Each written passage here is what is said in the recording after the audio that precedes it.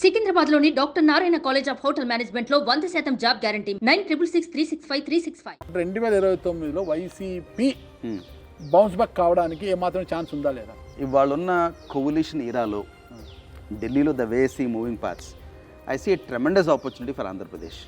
అంటే ఆంధ్రప్రదేశ్ ఇఫ్ చంద్రబాబు నాయుడు గారు కనుక ముఖ్యమంత్రిగా ఉండి అక్కడ బీజేపీ కూడా మెజారిటీ గవర్నమెంట్లో ఉండుంటే యాజ్ పర్ ప్రొసీజర్ మీకు వచ్చే ఫండింగ్ మీకు వచ్చేది డెవల్యూషన్ ద్వారా. బట్ ఉన్న కరెంట్ ఫైనాన్షియల్ మెస్లో it would have been an uphill battle to deliver the promises he has made. So ఇప్పుడున్న కోalition గవర్నమెంట్లో ఉన్న చంద్రబాబు నాయుడు గారు ఈజ్ ఎన్ ఏబుల్ అడ్మినిస్ట్రేటర్. ఒక మంచి అవకాశం కూడా సార్ చంద్రబాబు ఇది నైస్ వే చెప్పాలంటే ఇంకా వెంకటేశ్వర స్వామి గారి ఆశీర్వాదం. తెలుగు ప్రజలకి వెంకటేశ్వర స్వామి ఇచ్చిన ఆశీర్వాదం. ఏడుకొండల స్వామి కాపాడాడు. ఇది అంటే నేను నా వ్యక్తిగత ఒపీనియన్ కాదు, నేను నీకు లాజికల్గా ఎక్స్ప్లెనేషన్.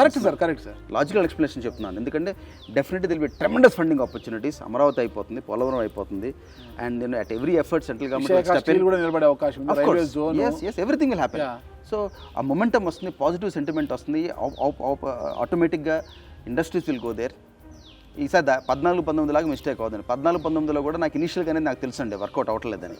సార్ ఈ విషయాలు మనకపోతే ఎన్నికల ముందు కాపులు కావచ్చు కొంతమంది చంద్రబాబు నాయుడు గారు పవన్ కళ్యాణ్ని వాడుకుంటున్నారు, ఎన్నికల తర్వాత అధికారంలోకి వచ్చినట్టే పవన్ కళ్యాణ్ని తరిమేస్తారు, పక్కన పెట్టేస్తారు అన్న ఊహాగానైతే ఎక్కువ వచ్చేసారు చాలా మందిలో. కానీ వాటన్నిటినీ కూడా పటాపంచలు చేసి చంద్రబాబు నాయుడు గారు తీసుకున్న నిర్ణయాలు ఈరోజు నాకు తెలిసి నా పొలిటికల్ నాలెడ్జ్లో భారతదేశ చరిత్ర ఎక్కడా కూడా ఏ పార్టీ అధికారంలో ఉంటే ఆ సీఎం ఫోటో ప్రభుత్వ కార్యాలయంలో ఉంటుంది, ఒక CM ఫోటోనే.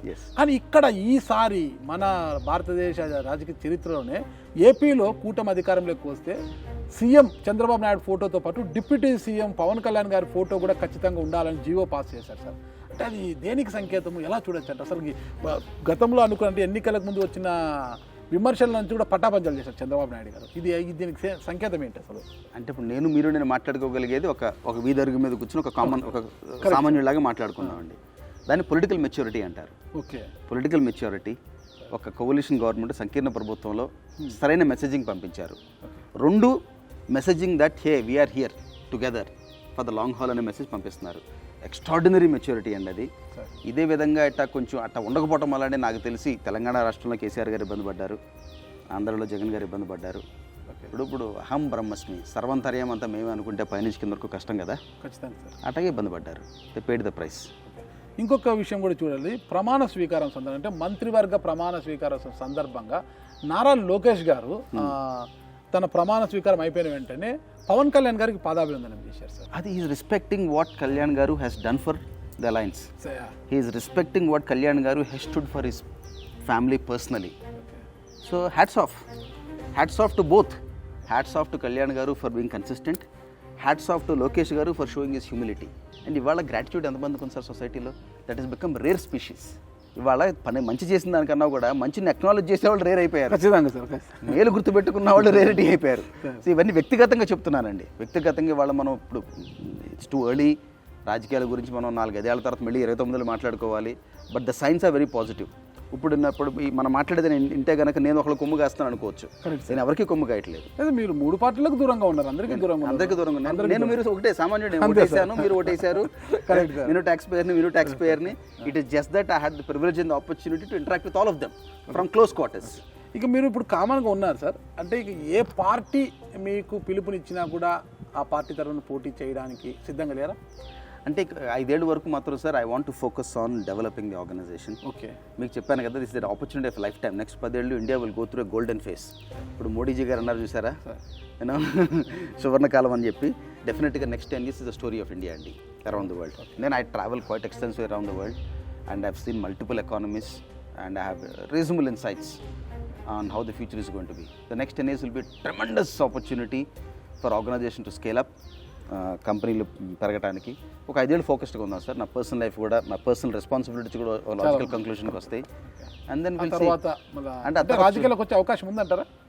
It is too early to say sir, but definitely I will do what ever it takes for the good for Telugus. Telugu సమాజం కోసం 100%. ఎందుకంటే నాకు మోస్ట్ అప్సెటింగ్ మూమెంట్ 2014 మన రాష్ట్ర విభజన జరిగినప్పుడు. ప్రాబ్లీ నాకు పెద్ద దెబ్బల మీద కూడా నేను ఎప్పుడు ఇబ్బంది పడలేదు, సిబిఐలో ఎప్పుడు ఇబ్బంది పడలేదు, వ్యాపార నష్టం ఎప్పుడు బాధపడలేదు. ఎందుకు ఆ రోజు మాత్రం the lowest point of my life was that. Telugu రాష్ట్ర విభజన జరిగినప్పుడు ఒక తెలుగుగా మనకు ఒక ఐడెంటిటీ పోయిందని బాధ ఆ రోజున. కానీ నేను వింటున్నాను సార్, పివిపి గారు ప్రత్యక్ష రాజకీయాలు దూరం అయిపోయిన త్వరలో రాజ్యసభ తీసుకొని పెద్దల సభలో అడుగు పెట్టబోతున్నారు అనేది అయితే బయట వినిపిస్తుంది సార్. లేదండి, అంటే అది ఒక్కటైతే మాత్రం చెప్పగలను సార్, రాజకీయం అనేది అంతా తలరాత, అది మన చేతుల్లో లేదు. ఖచ్చితంగా మన చేతుల్లో ఉందల్లా కష్టపడటం, వ్యాపారం చేయగలటం. రాజకీయం అనేది మాత్రం తలరాత, అది రాసుంటే ఎక్కడో ఉన్నవాళ్ళు ఎక్కడికో వెళ్తారు. మీకు చరిత్ర మొత్తం మీకు 100 ఎగ్జాంపుల్ చెప్పగలను సార్. ఇప్పుడు చంద్రబాబు గారు ఏదైతే తీసుకున్న నిర్ణయం, తనతో పాటు పవన్ కళ్యాణ్ గారి ఫోటో కూడా ఉండాలని జీవో ఇచ్చారు కదా సార్. ఒకవేళ అదే జనసేన వైఎస్ఆర్ కాంగ్రెస్ పొత్తు పెట్టుకొని గెలిచి ఉంటే, మళ్ళీ వైఎస్ఆర్ కాంగ్రెస్ పార్టీ జనసేన కూటమి అధికారంలోకి వచ్చింటే పవన్ కళ్యాణ్ గారి ఫోటో కూడా తన పక్కనే పెట్టాలని జగన్ గారు అనేవారా అని అంటే ఏమంటారు సార్? ఊహాజనతో కదా, హైపోథెటికల్ దాని మాట్లాడాలి ఎందుకు సార్, అది జరగదు. అంటే మీరు జగన్మోహన్ రెడ్డి గారు చాలా దగ్గర, మీరు చేసి పవన్ రెడ్డి గారు అంటే జగన్ గారు అంతా చాలా క్లోజ్గా ఉంటారు కదా. కళ్యాణ్ గారు కూడా నాకు క్లోజ్, చంద్రబాబు నాయుడు గారు క్లోజ్, లోకేష్ అంటే నాకు చాలా ఇష్టం, అందరూ క్లోజ్ అన్నారు. లోకేష్ గారు అంటే ఇష్టం ఎందుకు సార్? అంటే ఇప్పుడు బ్రూటల్ వర్క్ ఎథిక్ లోకేష్ గారికి, సార్ బ్రూటల్ వర్క్ ఎథిక్ జనాలకు తెలియదు. Brutal work ethic, extraordinary insights, extremely competent and able person. Suman టీవీలో మీ పర్సనల్ అండ్ బిజినెస్ ప్రమోషన్స్ కోసం కింది నెంబర్కి కాంటాక్ట్ చేయండి.